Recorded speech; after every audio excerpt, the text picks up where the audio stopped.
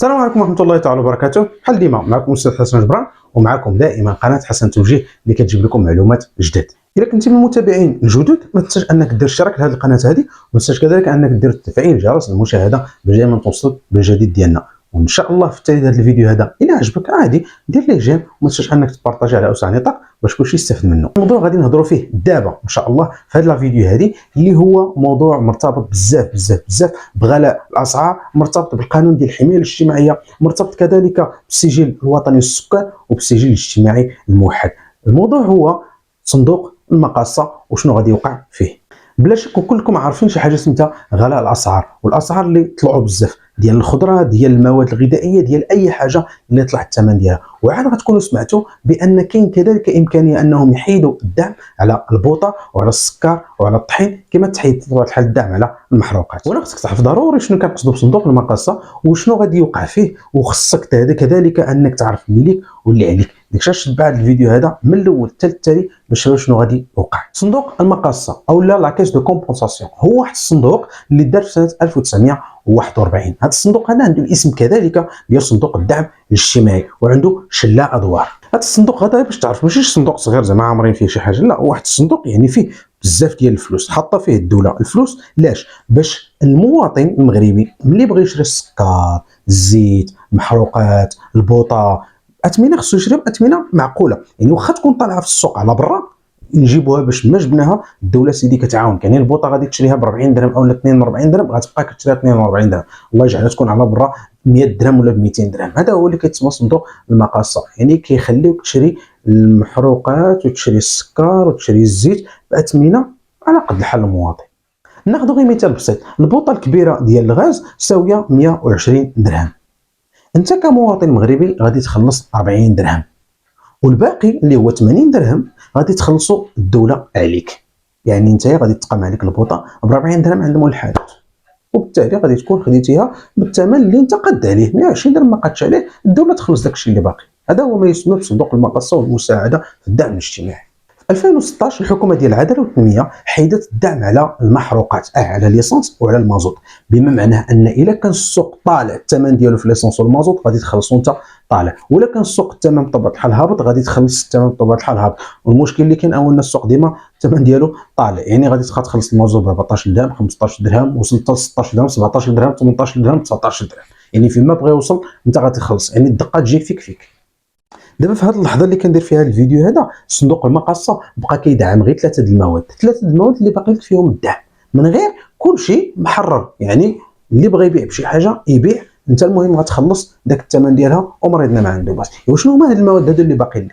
الحاجه الاولى هو كتدعم لك السكر، كيما كان هاد النوع ديال السكر، سواء السكر اللي كنجيو هنا في المغرب من قصب السكر ومن الشمندر السكري، او لا مثلا هذاك السكر اللي كنستوردوه من برا. يعني نتايا كتخلص السكر بالثمن المعقول، الباقي الدوله كتكلف به، هي اللي كتخلص. الحاجه الثانيه هي ان الدوله كتدعم بهذا الصندوق هذا الغاز، هي هذيك البوطه غاز اللي حنا ما كنجيوهاش، كنجيبوا الغاز من على برا والدوله كتخلص داك الفرق، وبالتالي نتايا ما كتخلص غير داك الشيء اللي انت قاد عليه. وراه عطيتك مثال على البوطه الكبيره، وهذا الشيء تاع البوطه الصغيره وتاع البوطه المتوسطه، يعني الغاز بصفه عامه. حاجه هو ان هذا الصندوق هذا كيدعم المناطق الصحراويه بحال العيون، الداخله والسماره، في مواد بحال السكر والزيت وشي مواد واحده اخرى. في 2023 وهاد السنه هذه والسنه الجايه ان شاء الله غادي يبقى الصندوق هذا، دابا كاين شي هضره ولكن غادي يبقى الصندوق، واخا راه الدوله كما كتقول خاسره فيه بزاف ديال الحوايج، وغادي نشوفوا علاش كتقول هاد الهضره هذه وعلاش فعلا هي خاسره. دابا مثلا نجيب واحد السيد عنده فيلا كبيره وعنده بطبيعه الحال الحمامات، وهذا كيبدل تقريبا 4 5 ديال البوطات في الشهر، يعني راه مستافد من الدعم، حيت كيشري ديك البوطه غير ب 40 درهم وهو كيضيع 5 6 7 ديال البوطات. وكاين واحد مسكين ما فحالتوش عنده غير بوطه واحده في الشهر، وكاع ممكن انها تكون صغيره. وشكون اللي مستافد من الدعم دابا؟ هذاك اللي عنده 6 7 د البوطات، ولا هذاك اللي مستافد غير من بوطه واحده؟ وراك عارف شكون اللي مستافد، راه باينه. ناخذ واحد اخر مثلا عنده شركه، اولا عنده واحد لوطيل، اولا عنده مثلا واحد الريستورون، يعني واحد المطعم، ما كاين غير دكدك في السكر، ما كاين غير دكدك في البوطات، ما كاين غير 30 40 بوطه، وما كاين غير طون 2 طون ديال السكر. وبالتالي شكون اللي كيستافد من الدعم؟ راه هو.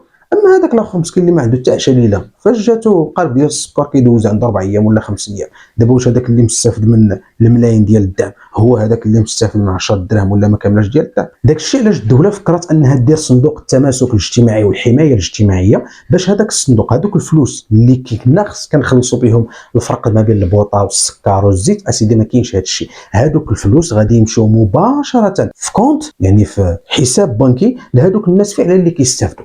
اسيدي انت محتاج غادي يجيك داك الدعم وشري به البوطه، شري به السكر، شري به اللي بغيتي. الناس اللي عندهم اخويا شري، بما انك كتخلص قديتي تخلص 4 5 6 ديال البوطات شريها بثمنها 120 درهم ديالها شريها بها. الاخر مسكين ما فحالتوش، حنا غادي نصيفطوا له ديك 80 درهم وغيزيدها على ديك 40 درهم اللي كانت عنده وشري بها البوطه ب 120 درهم. فهمتي دابا البلان كيفاش داير؟ وبالتالي باش غنعرفوا شكون هما هاد الناس هادو، هنا الدور ديال السجل الاجتماعي الموحد والسجل الوطني للسكان. صافي فهمتوا؟ يعني اللي مسجل في هذاك الصندوق وجاي بطبيعه الحال هذاك المعدل باش تقدر تاخذ انك الدعم، اسيدي هذا كيتعتبر من الناس ديال الاسر المعوزه والناس ديال الهشاشه، يعني غادي تاخذ الدعم ديالك مباشره غادي يتصيفط لك حتى لعندك. وبطبيعه الحال الدعم كامل اللي كنهضروا عليه، الدعم ديال التيسير، الدعم ديال الارامل، المنح الجامعيه، الدعم كذلك ديال البوطه، الدعم كذلك ديال السكر، يعني الدعم ديال الطحين، هادشي كله يجي حتى لعندك. يعني انت مسكين غادي تاخذ فلوسك وقطعها، ماشي غير شري بها، قطع داك سوقك. الاخرين اللي عندهم يشريو بفلوسهم راه عندك. دابا غير تخيل معايا باش تفهم، من بين 100 ديال الناس مقرين، من بين 100 ديال الناس 10 فقط منهم هما اللي مستمدين ديك 6% ديال الدعم ديال البوطه. فهمتي دابا؟ يعني بقات لك واحد 90 ديال عباد الله ما مستافدينش. راني قلت لك كيكون عنده بوطه واحده وصغيره، الاخر عنده بوطه طوال قداش، راه بزاف. انا نعطيك غير مثال، هذاك الفلاح الكبير اللي عنده ما كاين غير اراضي اللي تحرق ما يتم، راه دوك الفارم راه باش يجبد الماء من البير عنده البومبا، وهذيك البومبا كيخدم هذا العجب هذا كله باش كيخدم هذا الشيء كامل بالبوطات ديال الغاز. يعني ملي كنقول البوطات ديال الغاز او لا بالمازوت او لا هذا راه بزاف. واش الدعم فين كاين؟ هنا فين كاين الدعم. اللي مستفد كذلك هو مول لوطيل اللي عنده كل ايطاج فيه واحد 30 40 بوطه، هذا اللي كنقول راه مستفد. لان الفرق هنايا انت تعرف، ماشي فلان وفلان وفلان اللي عنده بوطه واحده كيحاول عليها. اللي مستفد هما دوك الناس اللي عندهم الله يسخر لهم، حنا ما قلناش، ولكن راه هذاك اللي مستفد من الدعم 4 6 ديال البوطات في الفيلا ديالو، ماشي هو حنا غادي نحقروا على واحد مسكين ساكن مع الجيران وعنده بوطه واحده صغيره مره كيسعاها، خالتي حليمه، اختي عيشه عافاك سخني لي معاك هاد الخبيش، سخني لي معاك. واش دابا تقارن هذا انت مع هذا؟ راه لا من هذا الا منكر، راه باين البلان. راه اللي مستافد هو هذاك اللي كيصاوب العصير ولا كيصاوب المناضه ولا كيصاوب داك الشيء اللي فيه السكر بزاف، راه ما كاين غير زيد زيد زيد زيد زيد زيد زيد زيد. اللي مستافد هو داك مول القهوه او لا هذاك مول السناك الكبير او لا مول راكم عارفين اللي ما كاين غير السكر السكر السكر، ماشي فلان وفلان وفلان اللي عندهم قلب كل 3 ايام ولا كل 4 ايام. هو صندوق المقاصه راه خصو يمشي لمواليه، ماشي خصو يمشي لمواليه.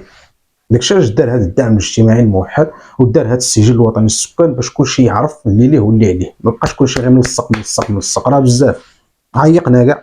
دابا نتمنى انكم فهمتي انا علاش كنهضروا في هذا الصندوق المقاصه وشنو غادي يوقع من بعد. وباش تاخذ معلومات وحدين اخرين ما تنساش ما تنساش انك تدخل هنا لتحت تكتب لنا شي تعليق، كتب لنا شي سؤال، كتب لنا شي معلومه، عايرنا كاع الا ما عجبكش هذا الشيء ما كاين حتى مشكل، قول لنا شكرا على هذا الشيء، رحمنا الوالدين وحتى حنا نرحمك الوالدين هانيه. وما تنساش كذلك انك دير اشتراك في القناه هذه باش دائما توصل بالجديد، برك على هذاك الجرس باش دائما هذوك المعلومات الجدد ديالنا يوصلوك دغيا. وما تنساش انك دير جيم لهذا الفيديو، ما تنساش كذلك ان تبارطاجي على اسع النطاق بطبيعه الحال باش كلشي يستافد وكلشي يكون عنده هذه المعلومات هادو.